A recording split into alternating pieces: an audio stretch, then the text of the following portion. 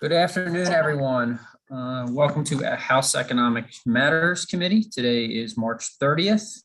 Today we have a total of 5 bills with 30 oral witnesses.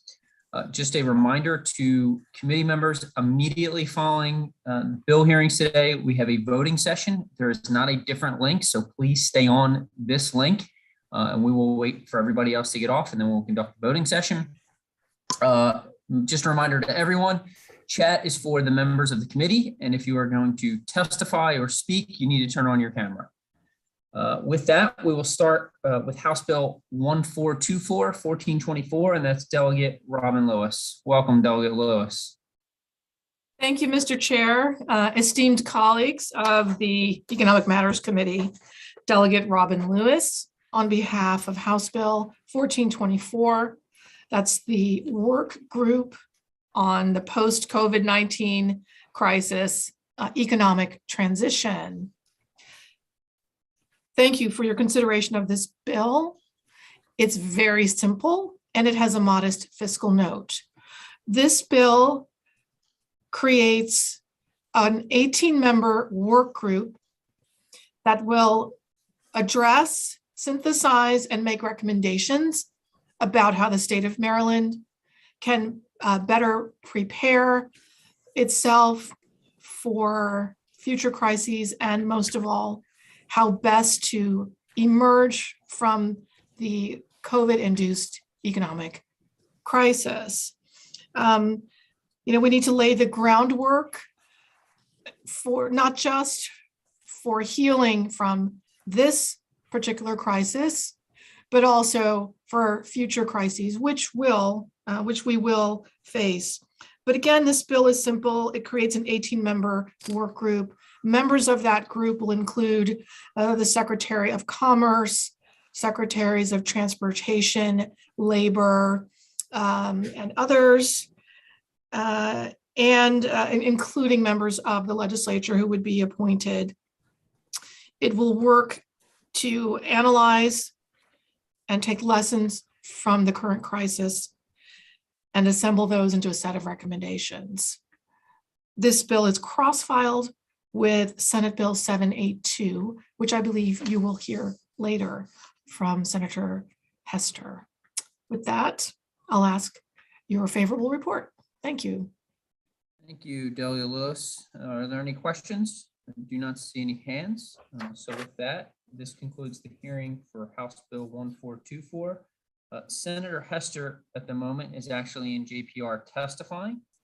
So we'll skip down. I don't see Senator Vital, but I did see Senator Lee. So we'll go to SB 11 next. Senator Lee, go ahead. Welcome. Yes, thank you, Mr. Chairman.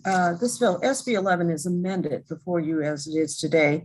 It's been changed to a work group to enable Marylanders to better understand, to protect, and control how companies collect, share, sell, and use their personal identifiable information. Most importantly, the bill sets the stage to protect personal information being collected on children. The report is due during this term, so there's no need to delay the selection of members until after the elections. Our children's privacy can't afford to wait. Every year, privacy legislation is blocked because it's very complicated, and the opposition has a lot of money, of course, at stake if they can't monopolize your data. This work group will plug the Department of Legislative Service directly into the deep dive that is requested. And without this work group, this committee will have to do a lot of work on its own next session. So I urge you to be self-indulgent here. As background to this bill that was introduced, this bill is modeled after 2 existing privacy regimes that large companies already have to follow.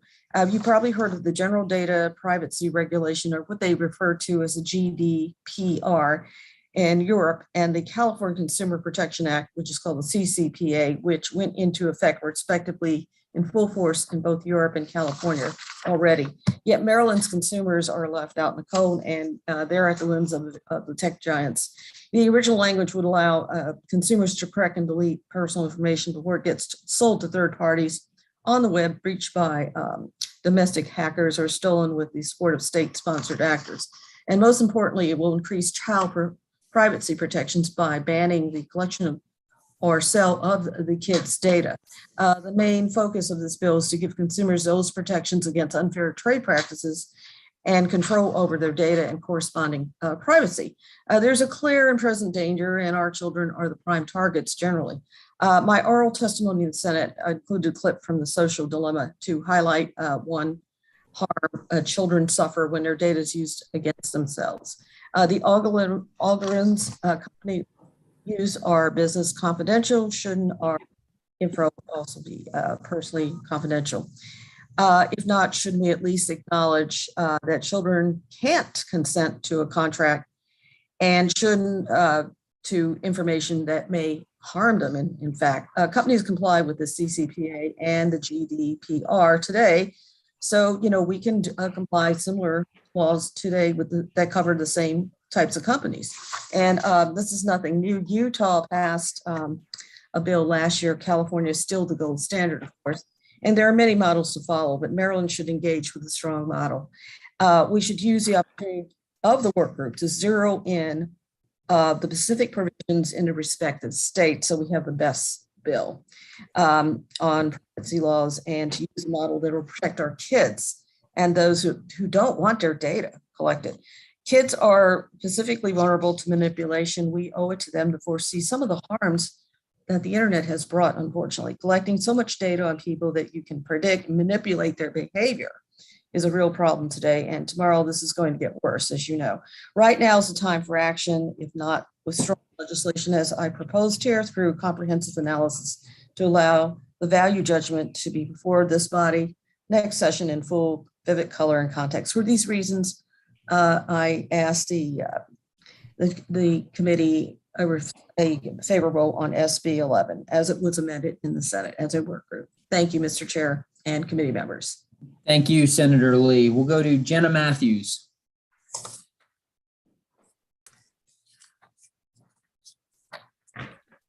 Hi, my name is Gina Matthews. I have a PhD in computer science from the University of California, Berkeley. And I'm a professor of computer science at Clarkson University in Potsdam, New York.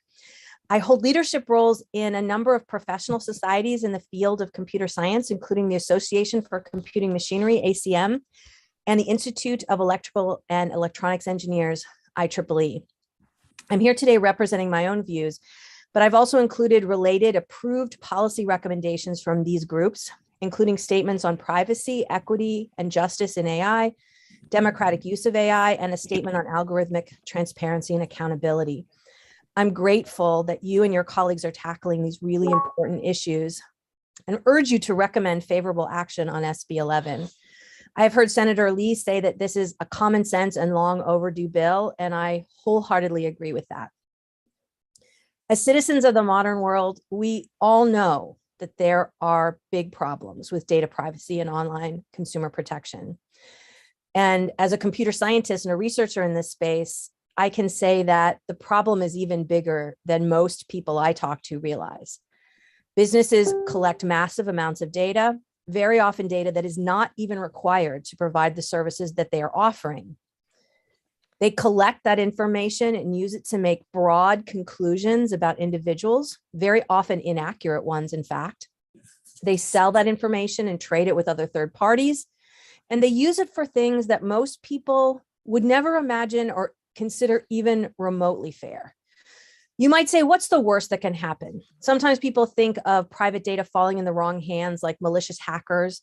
But many oftentimes they say it's mostly targeted advertising. How bad really is it if I get very specific ads for niche consumer goods? But it's really important to understand that the same mechanisms that can recommend a niche consumer product to you can also suggest an addictive substance just when someone is most vulnerable, or suggest an extreme conspiracy theory just when someone is ready to consider it. In addition to targeted advertising, the information collected is being used to make big decisions about people's lives in areas like hiring, housing, credit, criminal justice. And also it really impacts the way our opinions and actions are manipulated. We talk about manipulation beyond the observation of children, but honestly, it's beyond the observation of most people, including me. And I study this stuff for a living. I'll give you one example. If all you do is track location data and you Ma'am, don't I'm going to even need you to start to wrap up. Okay, maybe I'll end by saying some people say that it's too early to pass this bill. Just let California legislation play out longer or let the federal government do it. But people have been saying that for years. Some people say it impacts too many businesses that are too small or regulated in other ways. But I urge you to consider how you would feel if you had a digital assistant that was running around recording everything you said. Ma'am, I'm gonna have to stop you. We're gonna have to go to the next witness. We have a bunch of witnesses and the time limit is 2 minutes, okay? Fair enough. Thank you for your time. Okay, next we'll go to Maureen Mahoney. Chair, members of the committee, thank you for the opportunity to speak today. My name is Maureen Mahoney. I'm a senior policy analyst at Consumer Reports, and we've been working to support and help implement effective privacy legislation in states across the nation. Consumers in states like California and soon Colorado have baseline privacy protections, and it's time for Marylanders to have protections when using apps or online services as well. New privacy protections are needed now more than ever, but this area has been largely unregulated. The biggest tech companies have ballooned into billion-dollar corporations based on the opaque collection and sharing of consumer data with few protections or guardrails. There's no general across the board federal privacy law granting consumers baseline protections, and the federal agency tasked with overseeing these companies, the Federal Trade Commission, is vastly underpowered and under-resourced. And that's why state action is so important. Baseline protections analogous to mandatory seatbelts or airbags are needed so consumers can safely use apps, social media, and online services without having to compromise their rights to privacy. We think it's important to have a robust conversation about what the appropriate provisions of a privacy law should be.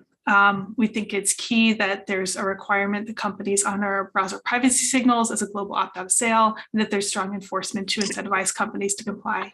And for these reasons, I urge the members to move forward with a privacy work group and to support strong privacy legislation. Thank you. Thank you, ma'am. Next we go to Hannah Abrams.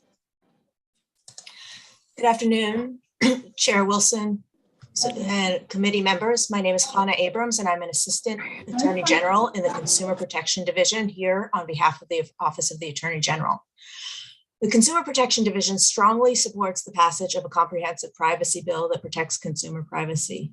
Today, as you've heard, companies collect personal information, share it, and sell it without ever telling the consumer what you do, where you go, who you associate with. Consumers should have the right to know what information is collected and have some control over whether it's shared or sold to third parties. And the information is not merely collected, it's analyzed and used to target or manipulate individuals in ways that have real world impact. For example, companies may use your social network to determine your creditworthiness. Landlords or employers can target advertisements to avoid the elderly or racial minorities. And children are targeted in ways that are detrimental to their mental health. Since 2018, we have supported the consumer privacy legislation that Senator Lee has sponsored. Those bills have not passed, not because there isn't broad support for privacy legislation. We believe there is. Maryland consumers are clamoring for this. After a breach, consumers' complaints center on a lack of control, lack of transparency. They're upset that someone else's actions put them at risk, and they're confused at how their data was being used and who had it. However, and privacy issues and the technological impact of providing these rights are complex and nuanced and are difficult to hash out during a busy legislative session. The Senate Finance Committee believes that these issues are important and worth hashing out.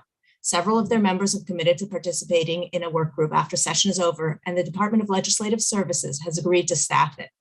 This is an opportunity because the longer we delay, the longer privacy violations will go unchecked, and the more data about you, your family, your friends, and your children will be collected. This work group will demonstrate Maryland's commitment to consumer privacy, but will allow time for lawmakers to grapple with the various interests and to do it right. We urge a favorable report.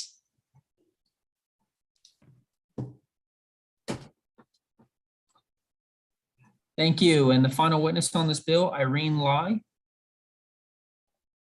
Everyone, thank you, Vice Chair Crosby and the committee. My name is Irene Lee. I'm a policy counsel for Common Sense Media, where I push for privacy and platform accountability legislation that will protect kids online. I'm here today to emphasize the need to move forward on strong privacy legislation like Senator Lee's SB 11 now. We cannot afford to be waiting any longer for further studies before we act. We know that people are being harmed now, and the longer we wait to pass strong privacy legislation, the longer and the more people will be harmed. We already know that behavioral advertising, in which companies target ads to consumers through algorithms based on data they've collected from tracking them, is particularly harmful to kids and teens. They cannot identify and are defenseless against these advanced advertising techniques. They can have their choice and autonomy constrained by profiling, and they can become subject to discrimination when the algorithms that power behavioral advertising only show certain opportunities to them based on demographics like race and gender. But we're also already seeing the potential and the scope of these privacy harms expand and worsen.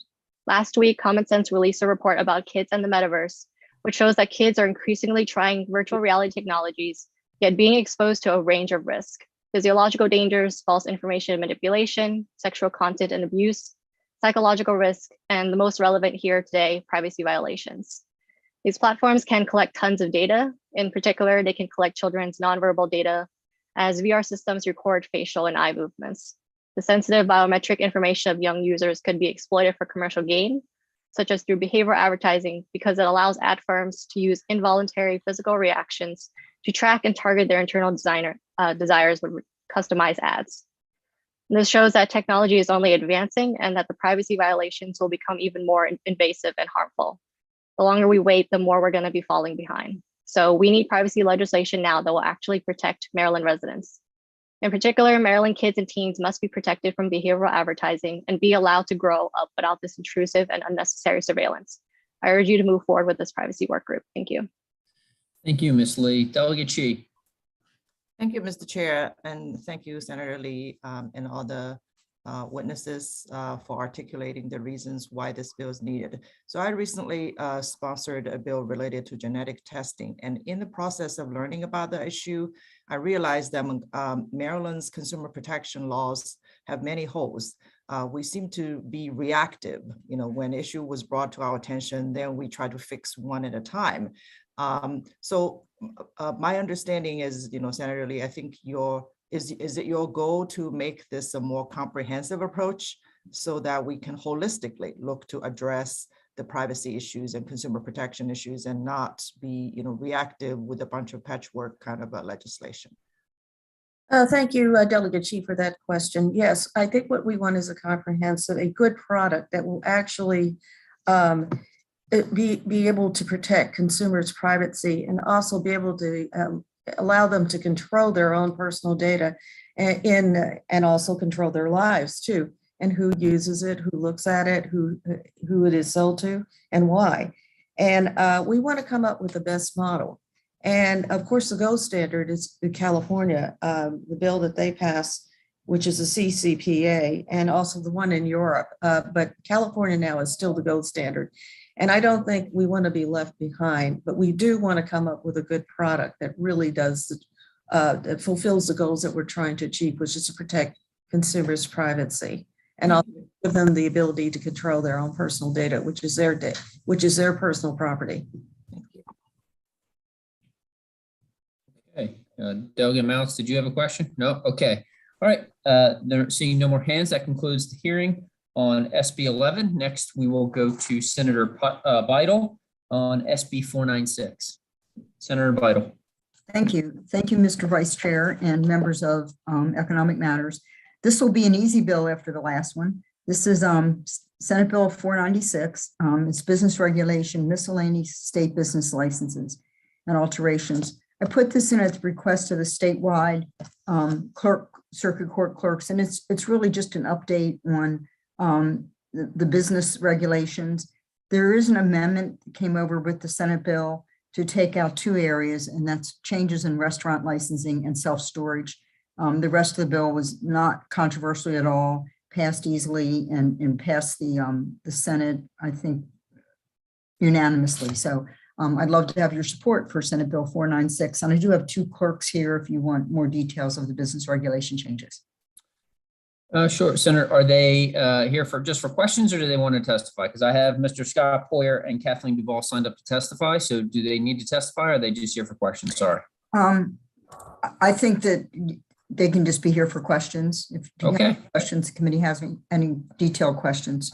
All right. Well, I don't see any questions from the committee, so I want to thank you all so much. And that concludes the hearing on Senate Bill 496. Thank you, Mr. Vice Chair. Yep, no sweat. I still do not see Senator Hester here, so we will go down to Senate Bill 825, which is Senator Kramer. Let's see if he is here. He is not here as well. Hold on one second. I'll call both offices.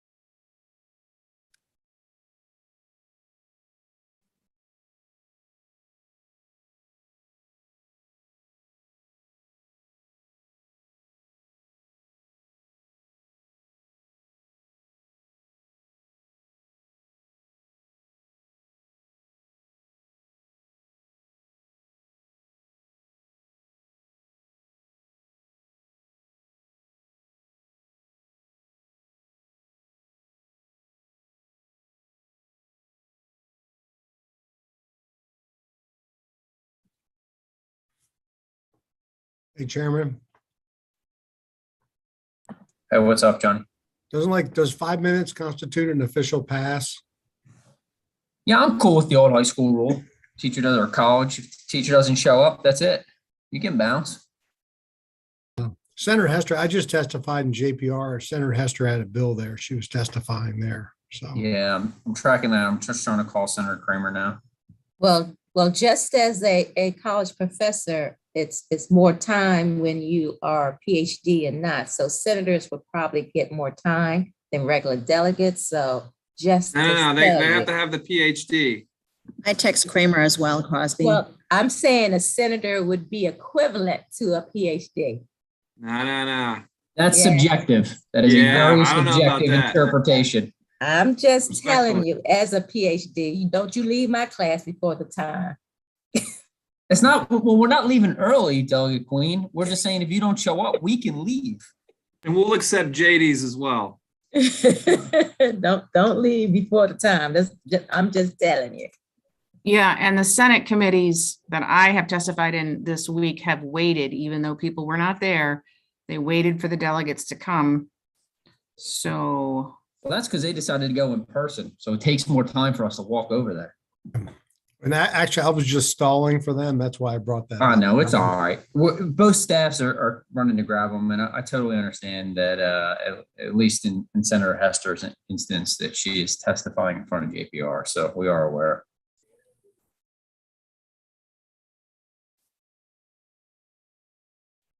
We'll take whoever signs on first, we'll take Delegate Chi.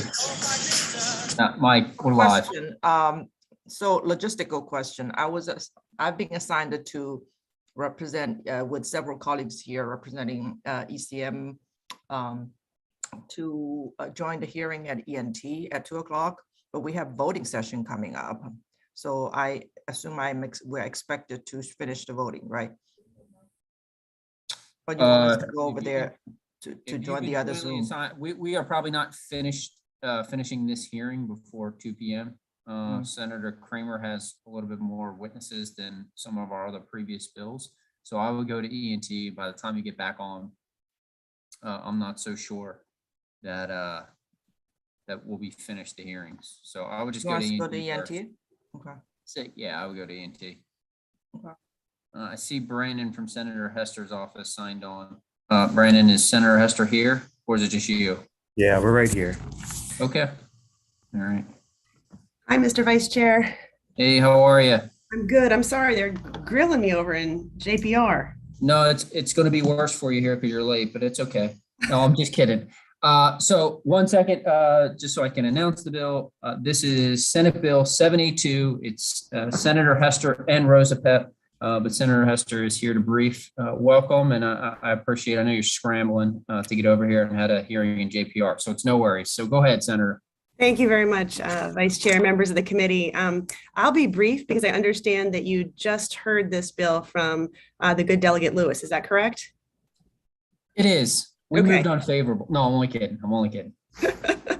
So for the record, Senator Katie Fry Hester here to welcome your consideration of Senate Bill 782, which will establish a work group to study our state's post-COVID-19 economic recovery. This is almost identical to the bill you just heard from Delegate Lewis, with one small amendment to include labor representatives. I will not repeat everything the House sponsor said, but I would remind committee members that the time is really right to do this work. If we delay, it will simply be too late for many of our small businesses. Our initial response to the COVID-19 pandemic emerged from trial by fire, but our ability to recover and thrive will require significant, thoughtful, and careful consideration. On a personal note, having represented Ellicott City through 2,000-year floods, I know how long it takes for a small business to recover. You know, there's the initial recovery and then the midterm recovery. Long-term recovery, according to FEMA, takes 3 to 5 years. And for that reason and many others, I respectfully request your favorable report on Senate Bill 782. Thank you, Senator. And I don't see any questions. I don't think we had any questions either on Delegate Lewis's bill. So appreciate you scrambling. I know things are kind of chaotic with everybody being in different postures. So thank you so much for coming in today. And that concludes the hearing on Senate Bill 782. Thank you so much. Thank you. Have a great day. Next, we have Senate Bill 825, which is Senator Kramer. Yes, and good afternoon to you, Mr. Chair and members of the Economic Matters Committee. Ben Kramer to introduce Senate Bill 825. And the first thing I'd like to do is offer my thanks and appreciation to both you, Mr. Vice Chair, for your support of this legislation, and to Delegate Seth Howard for all that he has done to help move this issue forward and address it within your committee. Colleagues, Senate Bill 825 is common sense regulations for the commercial financing industry. This is an industry that has sprung up over the past few decades and, over the past decade. And it remains unregulated and largely unnoticed until, very recently. This is an industry that provides financing to small businesses, our mom and pop businesses. I said it's unregulated because these entities have designed their business model and lending practices to skirt existing lending laws, both state and federal. There are some good actors in this industry, and those good actors are going to be in front of the committee today supporting the bill. But there are also some very bad actors that are utilizing extremely predatory practices to abuse and take advantage of small mom and pop businesses, and studies have shown the majority of which are minority owned businesses. These are entities that make aggressive cold calls with sales tactics that push misleading information, and it's all in an effort to get our small mom and pop business owners into accepting deals that are too good to be true, because they are too good to be true. They are, colleagues, the payday loans of the mom and pop businesses. And this General Assembly saw fit a number of years ago to ban payday loans for consumers because of their predatory practices. These loans typically include extremely high interest rates, unprecedented in mainstream commercial lending, and they allow the lenders to seize the assets of the small business owners with little or no notice at all. The Federal Reserve has conducted a study on these types of lenders and raised significant red flags about the frightening and dangerous practices of this industry. Bloomberg did an extensive investigation into the industry and expose the abusive predatory practices of these lenders. Colleagues, unfortunately, we did not address this problem before the pandemic. And as a consequence, many small mom and pop businesses have been ripped off in unprecedented numbers. This is the year that we must address this Wild West unregulated industry. So what does the bill do? Real fast, in response to the industry, and I'll share with you the history. So 3 years ago, this bill began, and again, with the support of Delegate Howard, this bill was introduced in both the Finance and Economic Matters Committee as a straight prohibition on this kind of lending. The industry came in and made the case saying, look, we do provide a service, but we get it. We understand we're unregulated. It is a real problem. So here's the deal. How about if you change the bill from prohibiting us from practicing what we do, regulate us? So then the last time the bill came in, it was, okay, we're going to regulate this industry. And it also included a cap on the amount of interest because, folks, it is not uncommon for the interest rate on these loans to be 1, 2, 3, 400% interest. And so the bill previously came in and it had a cap on how much interest could be charged. Then the industry said, no, look, do us a favor. How about not capping it? And how about if you align with what California and New York are doing, because we don't want a patchwork of regulations around the country. If you align with California and New York and they don't have a cap, we're all going to come on board and say, this is the right thing to do. So colleagues, the bill before you this year is 100% in line with the regulations coming out of California and New York.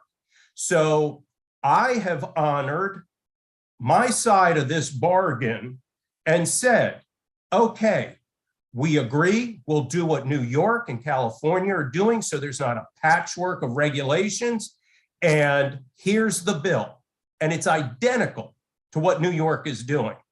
And yet, and to their credit, the industry that as the entity that represents the industry is going to be here to tell you they support the bill and they're here to uphold their end of what they committed to. Yet there are still outliers who want to continue to rip off small businesses. And despite the fact they had agreed, hey, follow what New York and California do and we're on board, they're going to come in and tell you they're still opposed to the bill. But I'll share with you, if this industry can compete in New York and compete in California, then it can compete now in Maryland because this bill is drafted exactly to comport with the New York regulations. And overall, and I'll just cut to the chase, the most important piece of this is that it will require an annual percentage rate be presented to whoever it is that's borrowing that money. And why is that so important? Because they've been hiding the APR and getting away with this 100, 200, 3% interest rate. So the folks who are still going to come in and oppose this bill, they don't want that APR. They want to continue to rip off these mom and pop businesses. But every one of you has in front of you a letter that came in from the Responsible Business Lending Coalition. This is the coalition that represents this industry. The letter they submitted it to you, it's a thick packet, is great with lots of information. They have said in this information packet, it's the outliers who are trying to rip off the small mom and pops. The industry supports this bill because they know that the annual percentage rate is critically important for mom and pop businesses to know what it is they are committing to and to have an understanding of the interest rate that they will be paying. And that is the most important piece of this bill. And colleagues, if any of the opposition dare look at this committee and say they don't know how to calculate the annual percentage rate, I ask you to read what the industry said is in this document, because they make it very clear. The APR can be calculated. It is already being calculated, and it will be required under the California and Maryland laws, California and New York laws. So colleagues, this is the year, please. We're coming out of the pandemic. Our small mom and pop, our minority businesses are turning to these alternative financing sources, looking to borrow money. And it's time we stop letting them be preyed upon by these outrageous lenders, taking full advantage of them and charging them outrageous interest rates. And with that, Mr. Chair, I thank you. I certainly welcome any questions, and I thank you all for your time. And again, please, this bill represents the compromise that the industry came to me a year ago and said, hey, we'll get on board. Let's lock it down. I have done that. The industry's on board, but there's still outliers that want to rip off our small mom and pop businesses. Thank you, committee. Thank you, Senator Kramer. We'll go to Chris Grimm.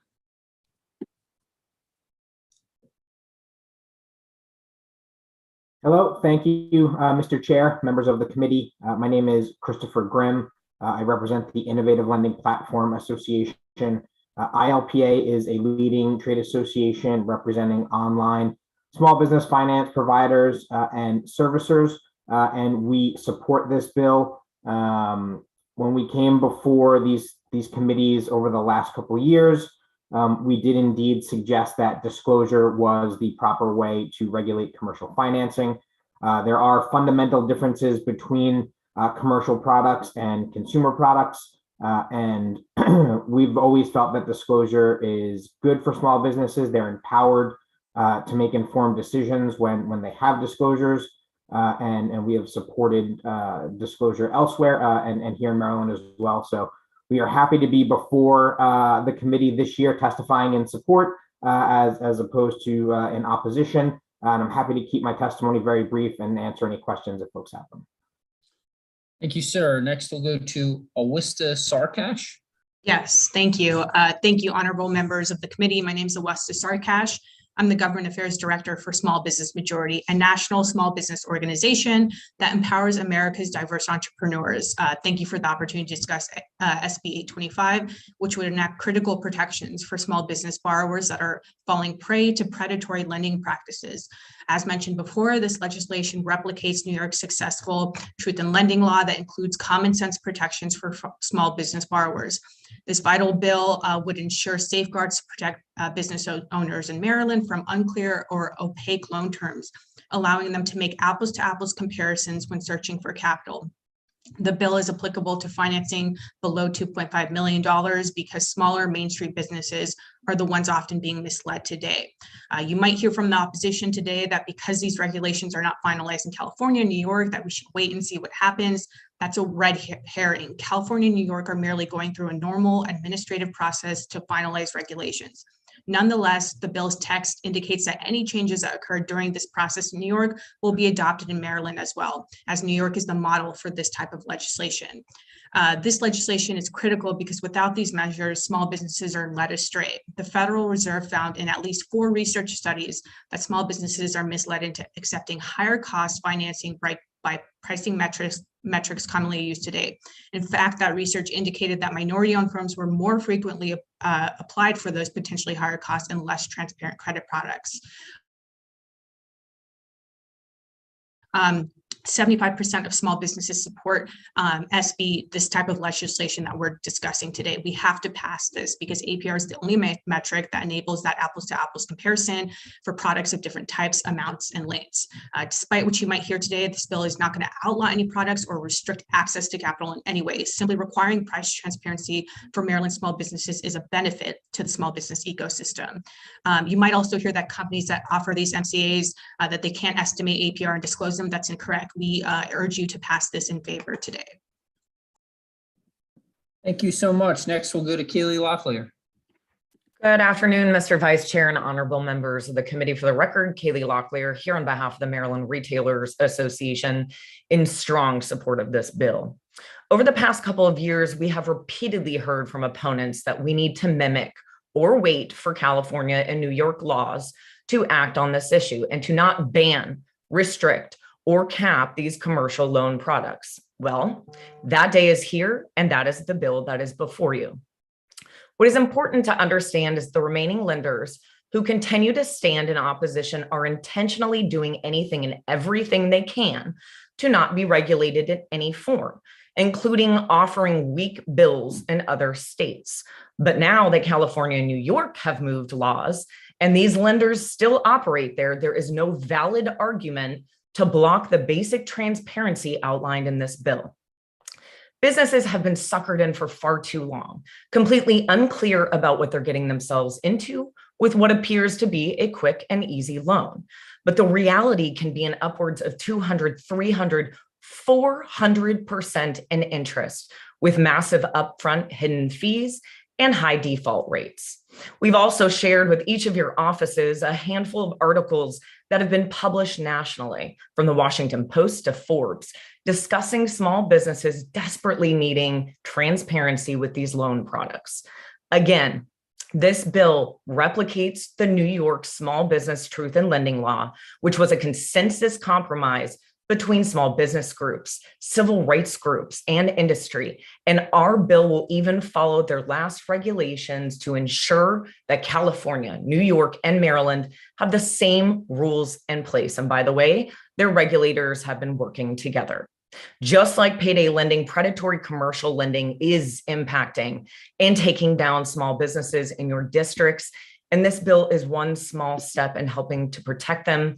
And I also thought that I would add, this has been a very bipartisan issue. It unanimously passed the Senate, and we would ask the same from this committee. Thank you. Thank you. Claudia Tolles.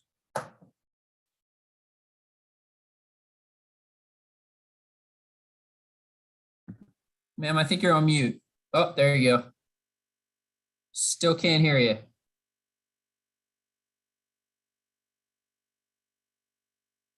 All right, we're arranging that. Well, I'll come back to you, I promise.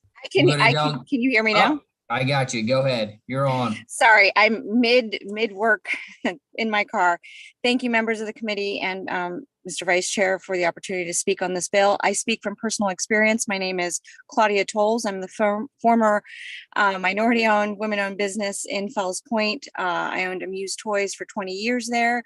We had personal experience with these lenders, their predatory practices, the cold calls, the misleading information, the fact that we could not understand what they did disclose because it was in a different language. As consumers, both in business and at personal, we're used to APR, and the request in this bill, which I have been in support of from day one, is for transparency in disclosures, allowing small businesses to make decisions that make sense for their business, whether it's a higher APR or whatever it may be, but in clear terms. The fact that these terms were not clear created a crisis for my business, one that was only compounded with COVID, and finally resulted in making the decision that we needed to close. While we met our obligations with these payday lenders, for the commercial arena, it certainly did create a lot of issues and did not facilitate our continuing to be in business. I ask that you favorably pass this bill unanimously. As Kaylee said, this is a bill that has bipartisan support. If you haven't heard from your constituents in your districts, it's because this is an embarrassing thing to talk about. No one wants to admit that they didn't know what they were doing. work very hard as small businesses. We risk everything every day, and we need to have protection and information. Simply put, empower small businesses to have the information to make the right decisions for their businesses. Thank you. Thank you, Delegate Jackson. Thanks, Mr. Vice Chair. I actually have a question for Mrs. Locklear. Yes, sir. Hi, how are you? Good. How are you? Good, good. Was it your testimony that other states passed similar bills, but they were weak? Like this bill? Yeah, so the difference between those bills is they don't have the estimated APR in them. So whereas this bill discloses the financing amount, the total repayment amount, perhaps finance charges or other charges in the legislation, they do not have estimated APR. And that is the critical part of this, so that a business owner truly understands what the interest rate or the estimated interest rate is going to be that they'll pay back. Okay, thank you. Sure. Thank you, Delegate Rogers. Thank you, Mr. Vice Chair. This is for the sponsor. Senator Kramer, is this bill seeking to track a regulation that hasn't been implemented yet? Say that again. I'm sorry, Delegate Rogers. What's the question? Sure. Is this a bill that seeks to track a regulation that hasn't been implemented yet? No, we are, and I'm still not quite sure exactly what the question is, but this bill has been drafted to be in the exact same posture that California's regulations are going to be and New York's regulations are going to be. California's regulations have been fully formulated, as well as New York's. Now they are both going through the final processes to become implemented and to become law. And interestingly enough, and I will direct the committee again to this coalition of legitimate lenders that are doing this. In their letter, they wanted to make this clear because the outliers are claiming that, you know, we're not there in New York and California yet. So in their letter to you, and again, folks, I hope you will read their packet. It says, fact, several months ago, the regulations were finalized by California's Department of Financial Protection and Innovation and submitted to the California Office of Administrative Law for review, which is scheduled to occur in several months. The New York Department of Financial Services has stated they expect their regulations, which is what these are, to be finalized in the next few months. So they are now in the final stages of implementation, and the bill before you includes language that directs the director of financial in the state, the financial regulation, to implement the same whatever those final regs are, if there's a tweak here or there, into Maryland's law, so that we have addressed this concern about having patchwork legislation. So the fact of the matter is the regs in California are finalized. They just have not been made official. New York's are in the exact same posture, and Maryland's will be the same way. And I hope that addresses your question, if I understood it correctly, Delegate. No, that's fine. And do we know what the APR is going to be? Well, within the bill, just so you're aware, it has two different formats, again, matching California and New York, by which that APR can be calculated. There is no cap in the bill on what that interest rate can be. And that was part of the deal we worked with the industry. And they said, look, don't give us a cap. We're willing to agree to the APR, and so that people know what they're getting into. But California, New York don't have a cap. So we're asking, stick with their models, and we did. So the APR will be whatever it is that these lending entities choose to offer. But for the first time, these small mom and pop businesses will actually know what it is. So because again, right now they get it, the way the industry has been functioning, and again, it's explained very clearly in that packet I keep referring to, very confusing language by the predators that ends up trapping the small businesses into these exorbitant interest rates that they then are locked into. All right, thank you, Senator Kramer. Sure, no, thank you for the question. Thank you, Delegate Mounts. Thank you, Vice Chairman. Hey, Senator Kramer, good to see you. Thank you. Nice to see you, Delegate Mounts. Always a pleasure. So I just want to make sure I understand the bill. The bill just Yes. provides notice. Yeah, more or less, that's what it is. It's the big piece in here is that it's giving notice as to what are all the charges, because again, the predators hide all kinds of fees and other charges within what it is. They're, the money they'll get paid back. And by the way, much of the kind of financing that this bill addresses is financing where the small business agrees to allow the lender to take right off the top every time a customer comes in their business and swipes that credit card to buy a product. It goes straight to the lender's bank before it finds its way back to the small business owner. And so this bill, says, okay, if you're going to be doing that, here are all the hidden fees, here are all the hidden charges, and here's the interest rate that you're going to be paying. Yeah, but if you're not paying an interest rate, the business model doesn't have an interest rate, the agreement, why would you have an APR? Why is APR in there? And again, please, I'll refer you to the industry's document that's supporting the bill.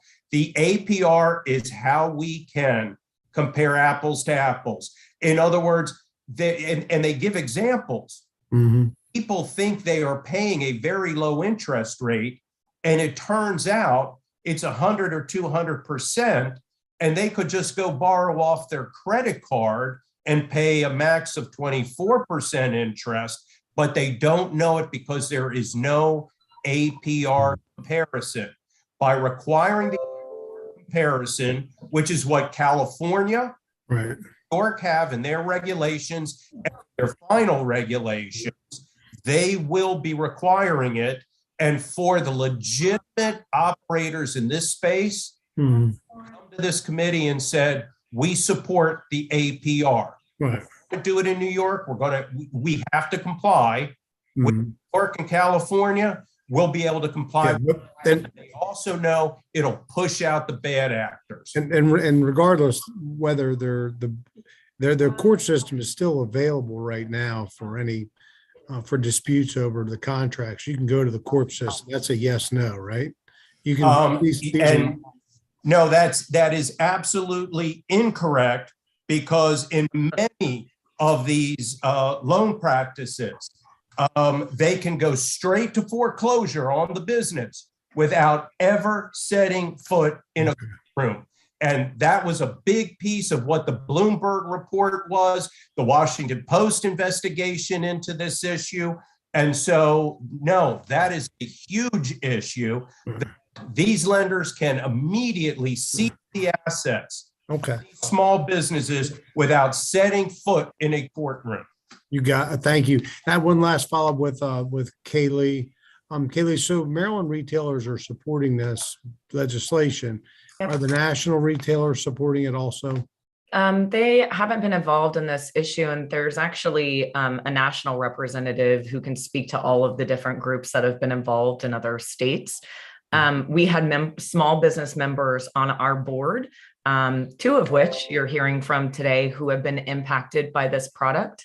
And when we started to look into it and found these major investigations and even the feds starting to get involved, that's when we had a conversation with our legislative committee and decided that Maryland needed to take action, and we wanted to lead on this issue. Thank you for answering my question. Sure. Thank you, Delegate Jackson. Yes, one more question for the sponsor of the bill, Senator Kramer. So just so I understand, if currently when a business applied for these loans, you're saying they don't know their hidden fees, hidden charges, or interest rates. Is that correct? Correct. So if this bill passes, they'll be able to know those things in addition to, and they'll be able to compare the rates from New York and California. Is that what it does? They'll be able to compare the rates between lenders who are in this industry. So there are lots of different lenders in this industry. And so real fast, just to give you an example, the folks who are supporting this bill that are the legitimate players in this industry are companies like Lending Club, Funding Circle, Aspen Institute, Opportunity Finance Network.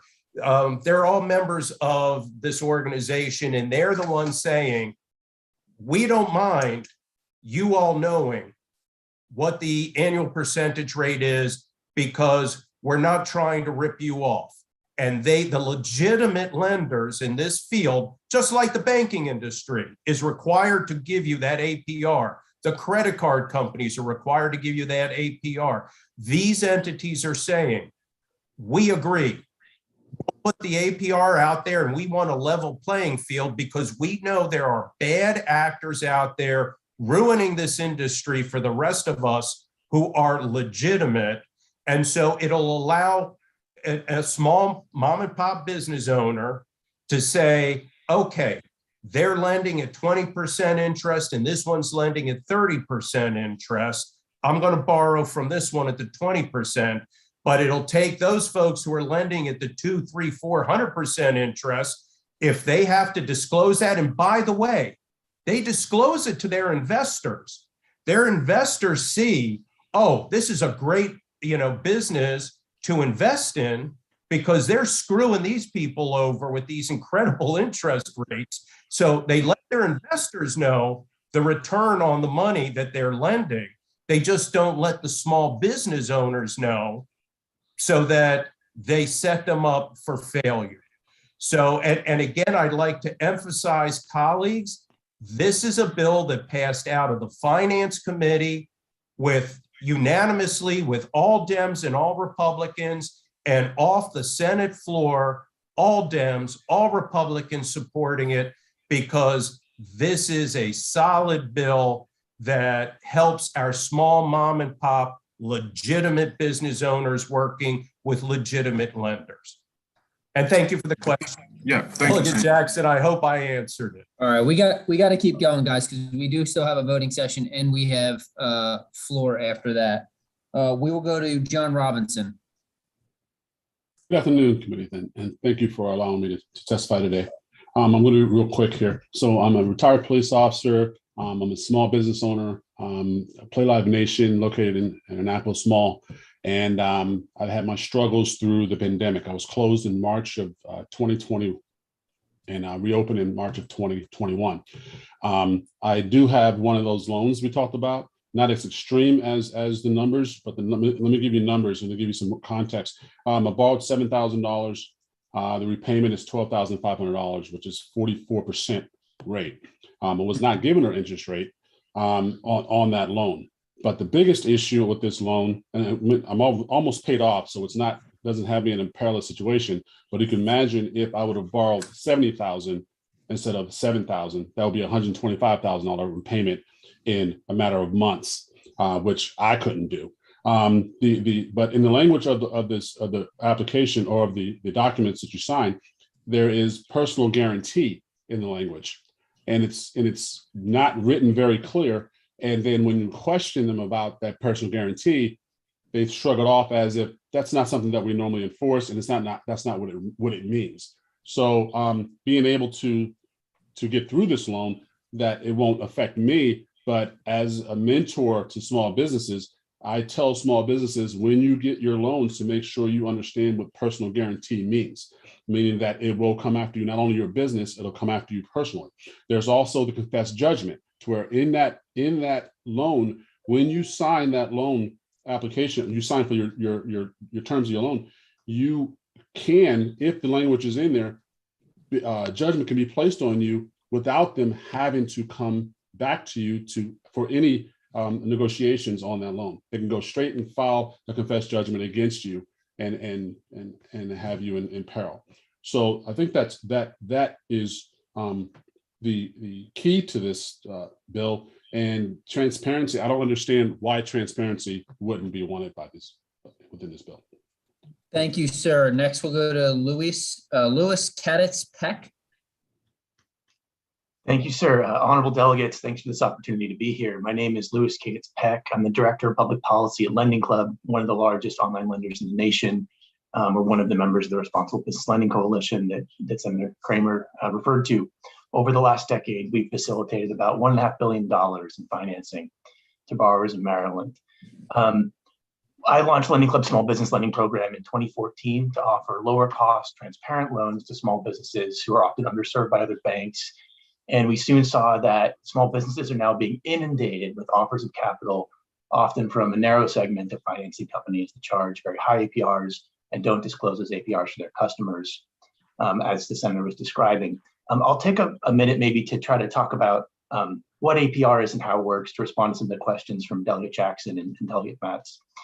What we found in being in the market is we would tell our customers what the APR is, and those customers wouldn't be able to compare the price of the product that we were offering with other offers because other providers wouldn't be disclosing the APR. The APR, as described by federal regulators, is a single number that puts together all the different charges, including interest rates and fees, in one percentage number that can be compared. So Delegate Motz, you'd asked about how do you have an APR if there's no interest rate. One of the big points of an APR is it includes fees and interest rate, and it puts it in a percentage number so you can compare. Because some products are all fee, no interest, some are all interest, no fee. This lets you compare them. It's just an algebraic formula. It's the same algebraic formula that's existed for 50 years under the Truth in Lending Act. The question for some of these products is if they don't know how long it's going to take a customer to repay the loans, they have to use some estimates to come up with the numbers that they plug into that algebraic formula. What do they have to estimate? They have to estimate how long it'll take the customer to repay the loan. Do they know that? They needed to come up with an estimate of how long the customer will repay the loan when they underwrote the loan. No business is out there giving money away. No lending company is giving money away to a small business without having any expectation of when that money is going to be repaid. So they take that expectation of when it's going to be repaid, they put it in the formula. I'm going to need you to start to wrap up. Thank you. And that gives you one number that you can compare. And that's why Federal Reserve research, Federal Reserve officials, other states, most of industry, civil rights groups, small business groups all say this just makes sense. This is the way that financing needs to be compared. Thank you. And we thank you, sir. Next, for the first time ever, in favorable testimony, we have Bob Etten. Thank you, Mr. Chairman, members of the committee. Robert Etten on behalf of the Maryland Bankers Association. This is the third year that we've come in support of the bill, Mr. Vice Chairman. And I want to thank Senator Kramer and the other witnesses for continuing to press this issue. Banks are regulated in everything that they do by the Federal Reserve, by the Comptroller of the Currency, by the Maryland Bank Commissioner, by the FDIC.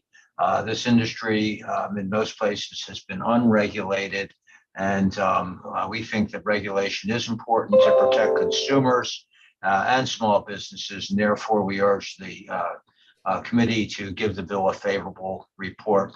I'd be happy to answer any questions. Thank you. Thank you. We'll now go to favorable with amendments. First up, Chris Pietro. Yes, Mr. Vice Chair, members of the committee, my name is Chris DePietro. I'm here in support of the legislation with one technical amendment that I'll talk about in a minute. But I'm here on behalf of Fiserv. Fiserv is a global financial services company. One of the products that we offer, or we act as, is a payment processor. In doing so, you probably interacted with many of our customers. If you've walked into one of your local merchants and seen a Clover terminal, you will be working with one of our, or interacting with one of our clients. We are here in support. It's been a hallmark of our product to make sure that we are transparent with our customers when we're doing these sort of financing, these transactions. So we think what we're doing here is perfectly aligned with the senator's intent. And I want to thank the senator because he did listen, because we did have concerns with the bill last year.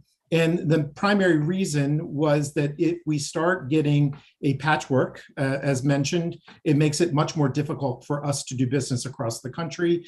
He agreed, and I think that's the bill before you. I do want to say that there's one technical amendment that I'm offering to this committee, and I'm glad the senator is still here to verify this for the committee. It was supposed to be put on in the Senate, inadvertently was left out. We urged the Economic Matters Committee to add this amendment that again is just technical. Committee staff does have possession of the amendment, and we hope that you all will consider it. Otherwise, we are here in support of the bill. We think it's a good bill, and we hope you move it out of committee soon. Thank you. Thank you. Scott Reel. Thank you, Mr. Chairman, and members of the committee, Senator Kramer as well. My name is Scott Reel. I represent the Equipment Leasing and Finance Association out of Washington, D.C. Senator Kramer talked about this being focused on small business, and I just need to make sure everyone understands our transactions are not decades old, they're centuries old. I represent the companies around the country that put equipment into the ports of Baltimore, the planes into BWI, the construction equipment that build the roads, and the ships that go up in the ocean. We do about $17 billion a year in equipment lease financing in the state of our members do in the state of Maryland. And so I started working on this legislation at its very beginning with Senator Glazer in California. Senator Glazer in California recognized that our transactions were not to be impacted by his legislation. He did not want them to be impacted by his legislation. Hopefully everyone on the committee have a 10-second video of Senator Glazer saying that. As California and New York transpired, it was a regulatory nightmare, train wreck. They were spent years trying to figure out the regulations for this. I think they're getting there now. One of the things that we learned are certain transactions of my members are not protected the way Senator Glazer in California wanted them. Those are our captive members. Our captive members are companies like Caterpillar and CNH and Volvo.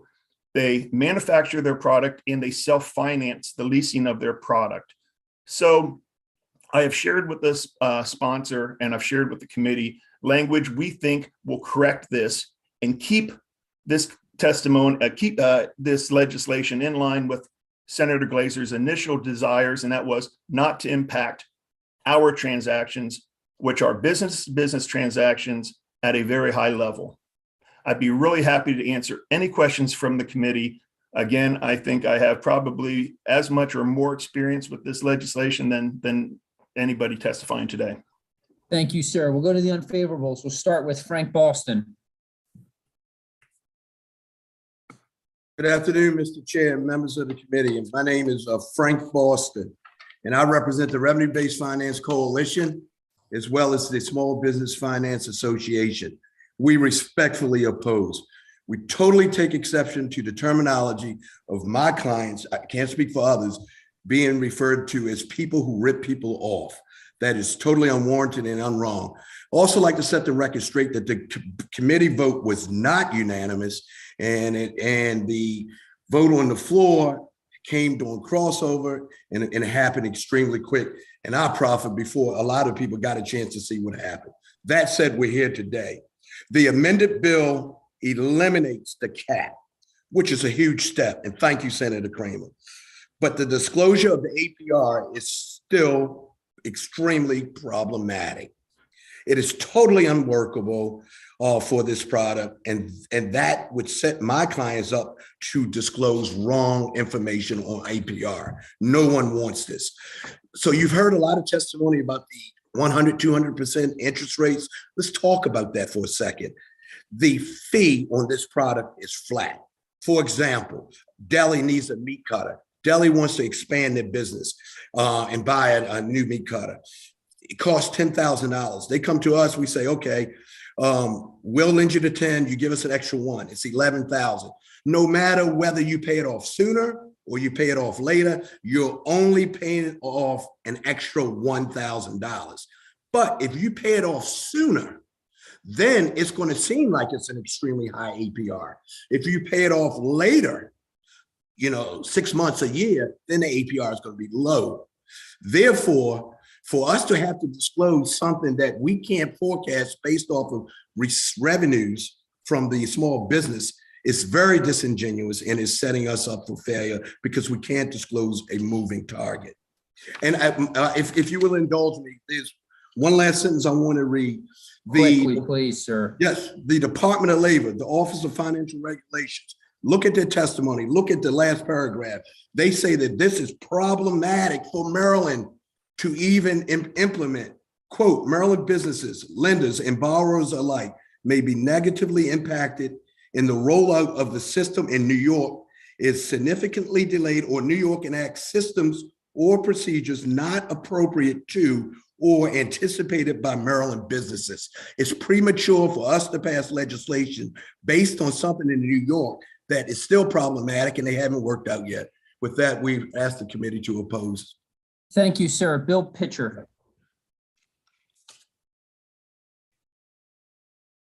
Okay, I'll come back to him. Catherine Fisher. Oh, okay. Go ahead, Mr. Pitcher. Go ahead. I'm sorry, I had a little problem with my button there. Bill Pitcher here on behalf of First Down Funding. I want to just adopt and second everything that Mr. Boston said. My client is a member of a different association, but they also feel the same way. The bill is better now than it was before. They testified before opposed to it, but they are still opposed for the reasons that Frank elucidated on the APR. Now, I will want to make one thing very clear. My client has never, ever seized assets or sued one of its clients. It always works with the client and works out whatever the client's financial responsibilities are. And they have constantly been returning to them for funding and keeping their businesses alive. They are extremely important. They are serving a constituency that cannot get financing from big banks and other large entities. These are usually very, very small, single person, for the most part, startups that my client handles. And like I said, they have never been in litigation, never seized assets, do not use confessed judgment language in their contracts, and are very successful. They are a necessary segment of the business community. And we think that this bill, the reason that California and New York haven't yet finalized their regulations is because you can't do it. We're saying that this is something that you just are trying to define out of whole cloth and won't work in the marketplace. They may come up with some regulations here pretty soon. We don't know. But when they do, there will be, I'm sure, more procedures over that. And why is only 2 states even trying to do it? I think that speaks for itself. So for those reasons, we oppose the bill. Okay, we'll go to Catherine Fisher. Thank you. My name is Kate Fisher, and I'm a partner with the Maryland-based law firm Hudson Cook. I'm also a resident of District 42. I represent the Revenue-Based Finance Coalition, a group of responsible finance companies that provide capital to small and medium-sized businesses. There are 3 points that I would like to make. First, a sales-based financing transaction is not a loan. It is a form of factoring, which is a sale transaction regulated by the Uniform Commercial Code. Second, because a sales-based financing transaction is not a loan, it has no maturity date and no fixed repayment schedule. The pace of payments fluctuates, particularly if the business experiences a decrease in its sales or revenue. We are all familiar with the term APR because we've seen it disclosed when we finance the purchase of a new car or look at our consumer credit card statements. But APR is a calculation based on the pace at which a loan must be repaid and does not account for the ability to pay less when the business's income or revenue decreases. As a result, requiring an APR disclosure in a sales-based financing transaction is trying to fit a square peg into a round hole. It is not simply difficult to do, but it unfairly forces sales-based financing providers to describe their product using measurements that are specifically designed for loans. This gives traditional lenders a competitive advantage over more flexible forms of financing. Lastly, we support disclosure. The other cost of capital disclosures proposed in this bill will be useful to small businesses and would allow for comparison across different types of financing. We only oppose the APR disclosure, and we respectfully ask the committee to vote no on this legislation so we can continue to work towards passing disclosure legislation that is helpful to small businesses and not confusing. Thank you. Thank you, Delegate Pepe. Thank you, Mr. Vice Chair. This question is probably for Mr. Boston. I'll try to do it succinctly if I can. You know, listening to the proponents of the bill, it would almost be as if when a Maryland small business signs up for one of these products, that there's no disclosure at all. So, I mean, are we to believe that these lending institutions are not putting in writing how much these products, forget the APR, right? But are we suggesting that these products do not include what the cost is? I mean, or is that disclosed? Yeah, I'll start it off and I'll defer to Kate and it's others who are going to testify.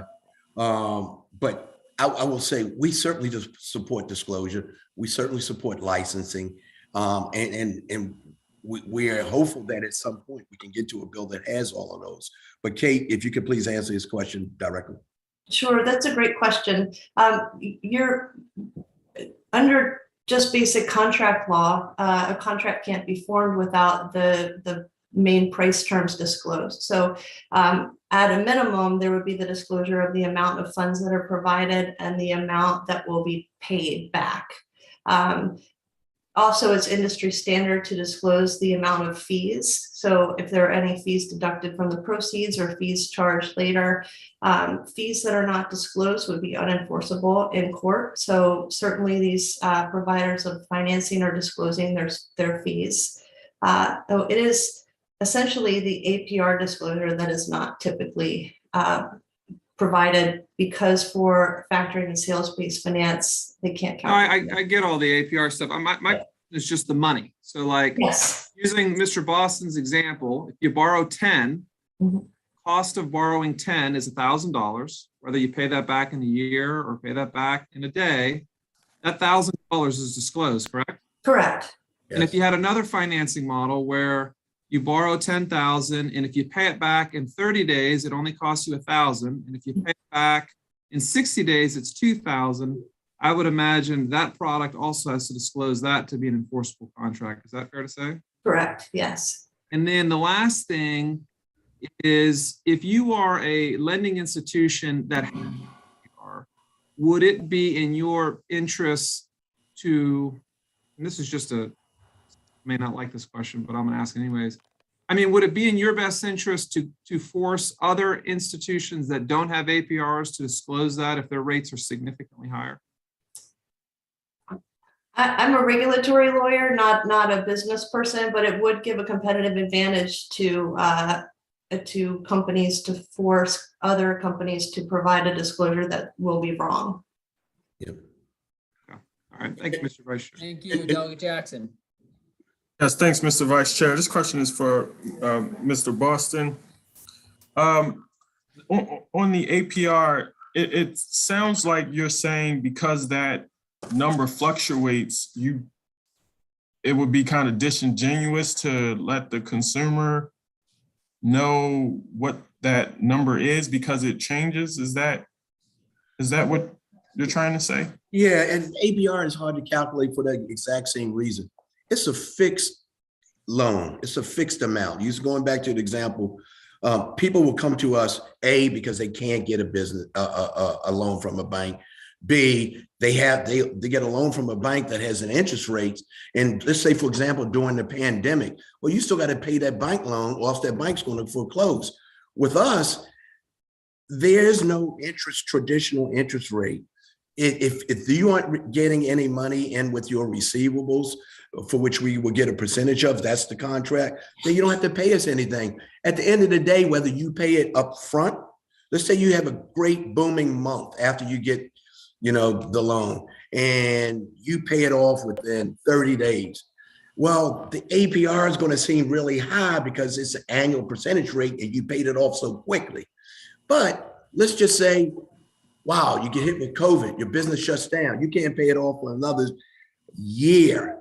Well, then the APR is going to be an interest rate that's extremely low. But because it's based off of your revenues and based off of your income and how much business you do, it's hard to come up with a formula to calculate it. And that's why our own regulators in the letter said it's very difficult to do. And the one thing I wanted to address is, in terms of confessed judgments and in terms of anything in the contract, that's all disclosed, and everything is always subject to go to court if it's not what you agreed to. So that was a previous question I wanted to address. And last question, if I may, Mr. Chair, these other states that it was a testimony that they had weak bills, did you have any comment on those? Yeah, I take exception to it, and I have people who have worked in those states who can speak to it. Kate can, but Virginia, Utah, and as we speak, matriculating through Missouri, they have bills, and they've been able to deal with this disclosure of APR issue because they don't have disclosure of APR in it. They use another metric. Ms. Fisher may want to speak to that. Yeah, thank you, Frank, and thank you for the question, Delegate Jackson. Virginia and Utah are the only two states after New York and California to pass commercial finance disclosure legislation. And Virginia and Utah this year have both rejected the approach to disclosed APR and rather are requiring more common sense disclosures because it's been so difficult for California and New York to figure out how an APR disclosure would even work across the broad spectrum of products. Thank you. Delegate Rogers. And just for everybody, a reminder, we have to be on the floor at 4 and we still have to vote. So we need to be quick. Thank you, Mr. Vice Chair. Just a quick question for Mr. Boston. I'm going to ask him the same thing that I asked the bill sponsor. Is this bill seeking to track a regulation that hasn't been implemented? And if that's a problem, why? Yeah, so Joanne, thank you for the question, Delegate Rogers. The answer is yes. The New York regulator hates this. And the New York regulator has told the legislature not to do it. And because the New York regulator cannot figure out a way to calculate the APR. And that's why, this bill is really kind of weird. And I'm glad in the House it was withdrawn because this legislation is different. You're asking the legislature in Maryland to pass a bill waiting for the come, waiting to see what happens in New York. And oh, by the way, New York hasn't figured it out yet.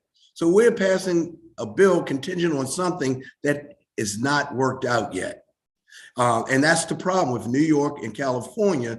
They can't get it up and running because they can't figure out a way to disclose APR. And the answer is, like Utah and Virginia, you just can't do it. You can have all other disclosures that, oh, by the way, we strongly support. To Delegate Pippy's question. Thank you. Okay, Delegate Howard. Senator Kramer, same question as Delegate Pippy, only posed to you. Yes, thank you. I appreciate that because colleagues, you're being misled when you hear this nonsense about New York's commissioner is opposing this, blah, blah, blah. The New York regulations are in place. California's are in place. They will be finalized with it. It could be as early as next week, with it not even in the next couple of months. Now, the question was about disclosure of an APR. What does that mean? I'm going to ask you all again to look at that packet because here's a screenshot of one of the companies that those who are misrepresenting to you right now what can and can't be done. Here's a screenshot of it. and it shows, okay, this is what these companies are doing right now. It says purchase price, $21,500. The payback, $31,175. And it shows a purchase percentage rate of 15%. Do you know what that means in an annual percentage rate? And this is what they are hiding. And what they want to keep hiding is that it's a 127% APR. And the people who are looking at you right now and telling you they can't calculate the APR, that's why they want to hide it. It can be calculated. It is calculated. And the ripoff is the small business owner thinks they're only paying 15% interest, when in fact they're paying an APR of 127%, and it would be cheaper to go borrow on their credit card for 24%. This industry is looking to continue ripping off our mom and pop businesses. And thank you for that question, Delegate Howard. Okay, we're going to keep going forward here. Next up for a very short testimony is Caitlin McDonough. Good afternoon, Mr. Vice Chair and members of the committee. Thank you. I won't repeat the previous testimony. I'm here, Caitlin McDonough, here today on behalf of Rapid Finance, which is a Maryland-based commercial financing company that does provide products that would be regulated under this bill. As Mr. Boston, who represents the associations to which we belong, described, the vast majority of the bill is fine. We're happy to comply with licensure. We're prepared to do so in this state and others. We're happy to comply with the ban on confessions of judgment and some of the other issues that have come up. It is the same issue that we have described for the past 2 years, and this year as well, is a fundamental disagreement over whether APR is the appropriate disclosure for a commercial financing product that has no set term, no set payment, no specified interest rate. Not only is it going to be, just to clear up, I don't think it's that we can't calculate it. It's that we have to calculate it based on a series of assumptions. So whatever number we put out is not necessarily going to be the true number, depending on the term of payoff, which is something we can't control. It's something that's based on the receivables of the underlying business. But what I would add to that very quickly is not only is it going to be difficult for us to comply in that way and provide a genuine number, by providing a number that may or may not be true, it can be confusing for the business who's receiving the financing. So I'll just reiterate what the previous speakers have said, and happy to answer any questions. And there are some representatives from Rapid specifically who are here to speak as well. Thank you. Thank you, Max Belkey. Thank you, Mr. Chair, or Vice Chair, and distinguished members of the committee. I'll be quick. On behalf of the Electronic Transactions Association, the leading trade association representing the payments industry, I appreciate the opportunity to share our concerns with Senate Bill 825, which I've outlined in our detail and written testimony. And I'd like to reiterate the comments said ahead of me. We share the concerns raised, regarding the problems with APR.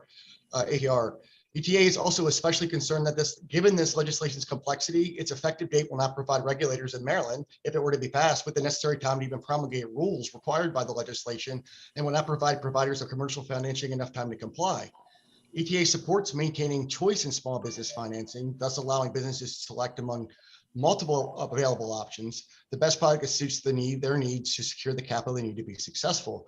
We also support disclosures that promote transparency and accountability for small business borrowers.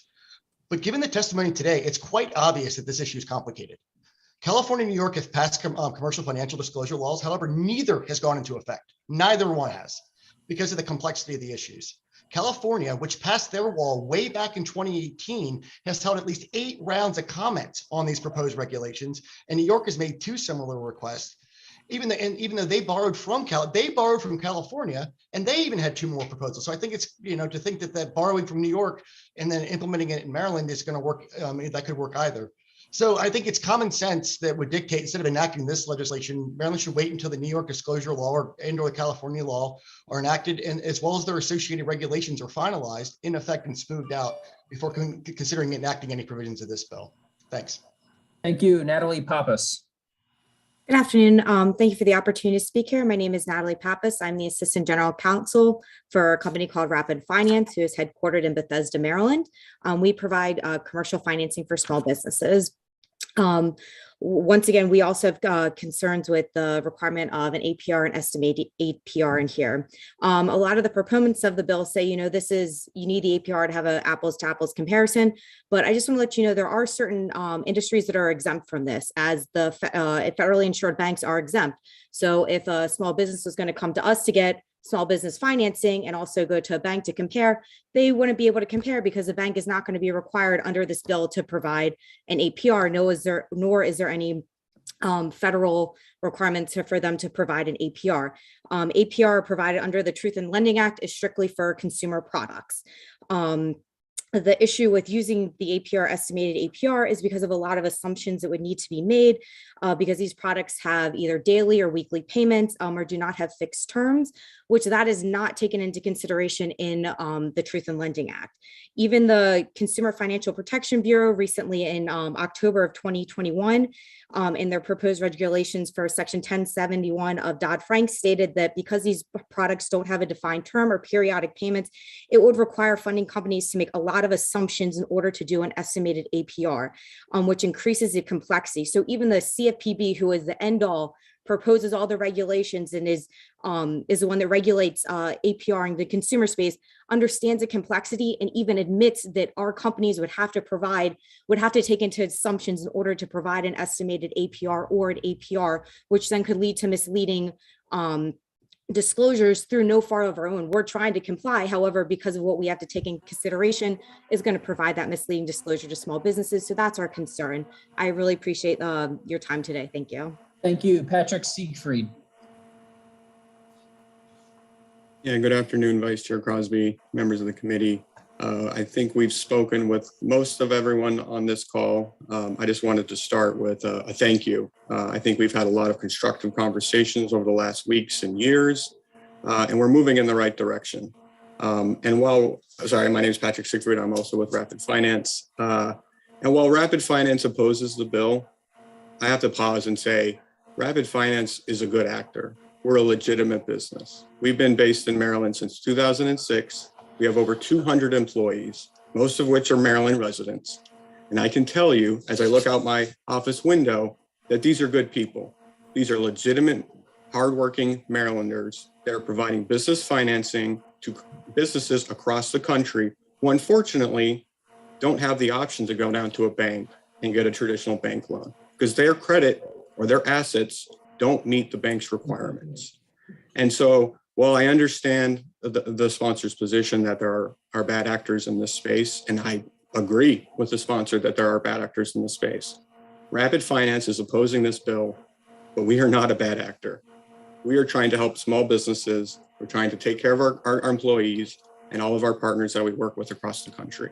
And so all we're asking for is a little bit more time for all the reasons that everyone else who has already testified in opposition to this bill has eloquently described. I would just like to highlight Frank Boston's point about the credit card swipes. He made the point that, hey, if the swipes come in a little bit slower, then the payments come in a little bit slower.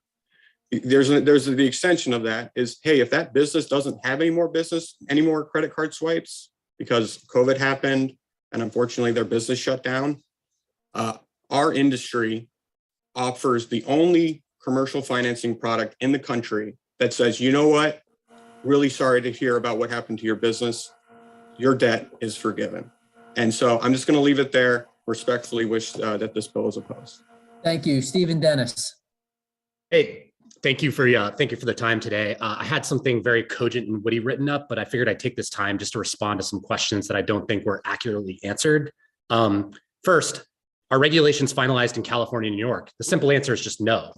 California passed a bill in 2018 that did not require an APR, and they have not finalized the regulations. The regulator in New York was opposed to the legislation in New York. That's just a statement of fact. As Patrick or Natalie mentioned, APR is not required for commercial finance products. In terms of collection practices, the COJ, I think, is what was being referenced. The SBFA, my trade association, we actually wrote the legislation to ban the confessions of judgment in New York. We also worked in Congress to ban COJs with Nydia Velasquez. I'd also like to say, the RBLC that I know Senator Kramer held up their packet. most of those lenders involved don't offer commercial loans or business loans. Some of them don't offer financing or lending at all. I know Lending Club testified today. They rolled back their small business lending program in 2019. During the earnings call, I believe they cited business lending isn't profitable as a reason. Bad actors, I'd just like to talk about that real quick. I'm curious what the definition of a bad actor is, because a lot of the folks that testified in favor of the bill today have faced massive SEC fines, FTC settlements, or are under investigation by Congress for PPP fraud. And then, lastly, I just like to say, APR is not, it's not a rate. It's not it's cost rate. A lot of terms were thrown around. APR is a reflection of time. It's the time value of money, not a reflection of cost. So I'll just leave it there. Thank you for your time. Thank you. Davion Givens. Thank you, Mr. Chair and committee members. I'm Deveron Gibbons. I'm the executive director of the RBFC, which is the Revenue-Based Finance Coalition. And really quickly, all I'd like to really get into is, this bill is not a good bill. It would restrict access to capital to small businesses, especially minority-owned small businesses throughout Maryland. But one of the things, look right before you. One of the people on this call already today, the gentleman from Annapolis who spoke in favor of the bill, Senator Kramer said quite eloquently that they don't know what's in the contract. Well, the gentleman said he borrowed $7,000 and he knew that he had to pay back $12,500. The contracts are clear. There are good people doing this business. The other thing I'd like to add is that I've heard twice now that, you have to do personal guarantees.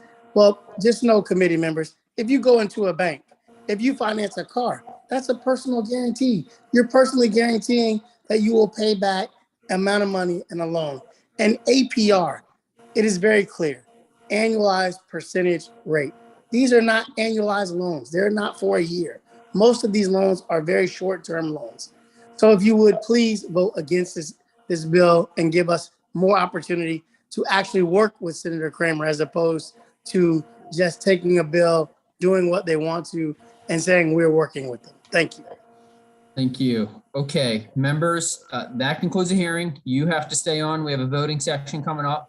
And then everybody else, you are free to go. So thank you all for joining us today. Members, please stay on.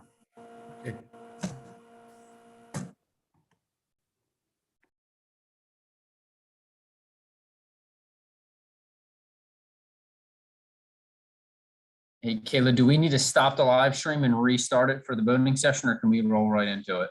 We can roll right into it, Cool. but I am going to try to, if I don't see people leaving, which I'm starting to see people leave now, I'll start to remove them.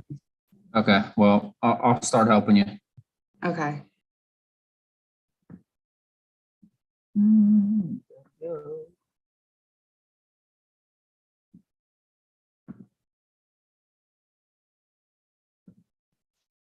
So if somebody wants to just see the voting session as a later live stream, they're going to have to watch the whole hearing too?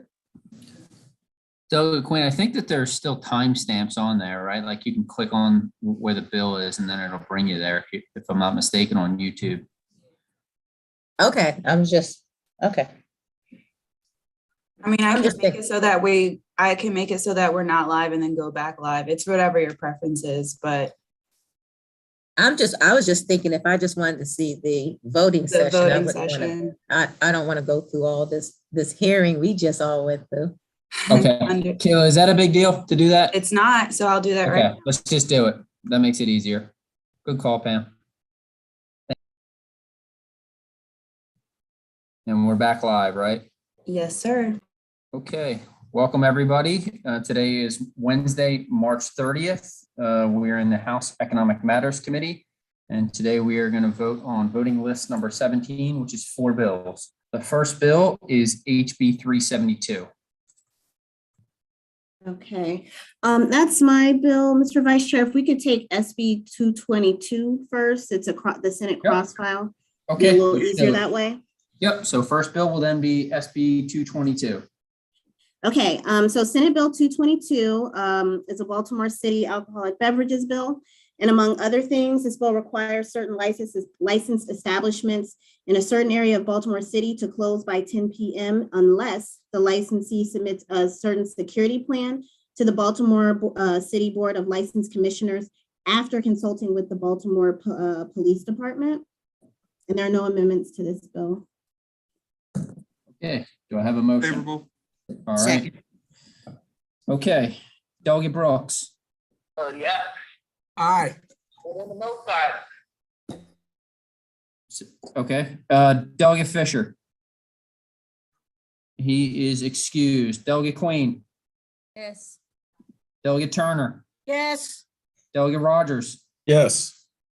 Delegate Harrison. Yes. Delegate Jackson. Yes. Delegate Pippi. Yes. Delegate Mouse. Yes. Delegate Carey. Yes. Delegate Impalaria. Yes. Delegate Branch. Delegate Branch is excused. Delegate Valderrama. Aye. Delegate Walker. Yes. Delegate Chi. Yes. Delegate Adams. Yes. Delegate Aaron's. Yes. Delegate Fennell. Yes. Delegate Charkoudian. Yes. Delegate Howard. Yes. Delegate Watson. Yes. I Mr. vote Chairman, aye. I was a yes. I got you, Delegate Branch. Okay. Mr. Vice Chair, are you voting? Mr. Vice Chair. Yes, I am. And I have 21 yeses. Bill passes favorable. Mr. Chair, Vice Chair. Yep, go ahead. One question. Did they say 10 or 2? I think I wrote it down wrong. 10 p.m. 10 p.m. Thank you. Thank you. Thank you. I'm sorry, Mr. Vice Chair, are you a yes? I'm a yes. Vice Chair votes aye. And I got 21-001. That's correct. Okay. Do we want to go to House Bill 372? Yes, please. Or Tiffany? Thank you. It would be an amendment. It's the same bill as the bill we just heard, but just with amendments to conform it to the Senate bill. So it would be favorable with amendment. Okay. Can I have a motion to move the amendment? So moved. Second. Okay. All in favor, say aye. Aye. Aye. Any opposed? Okay. The amendments are adopted. Can I have a motion to move the bill as amended? So moved. Bill is amended. Second. Okay. So it's been moved and properly seconded. Assuming that it's the posture of the first bill, does anyone wish to be recorded different than the vote on Senate Bill 222?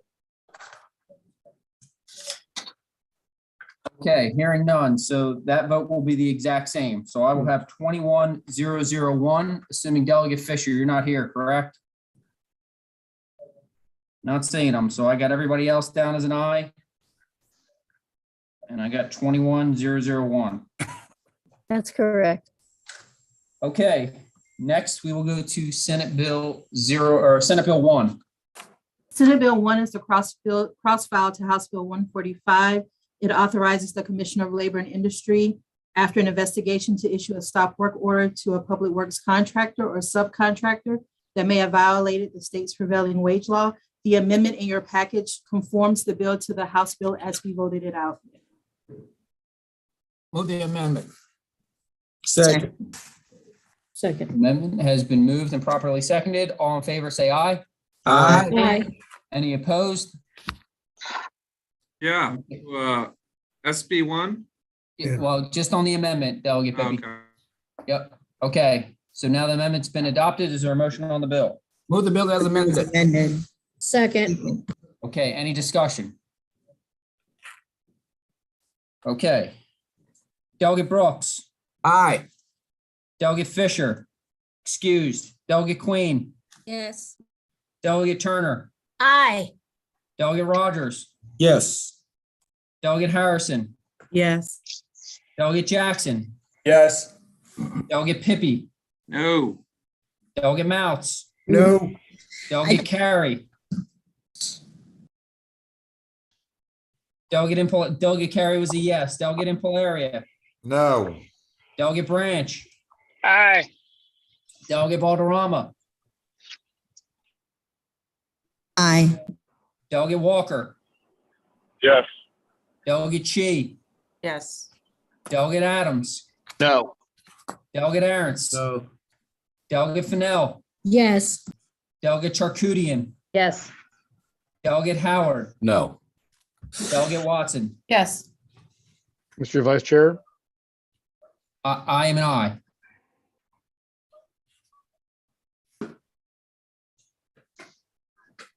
I got 15-6 and 1 excused. Bill moves favorable with amendment. You got the same thing, Denise? Yes. Cool. That's correct. Awesome. Last bill, Senate Bill 259. This is the cross-file to House Bill 611.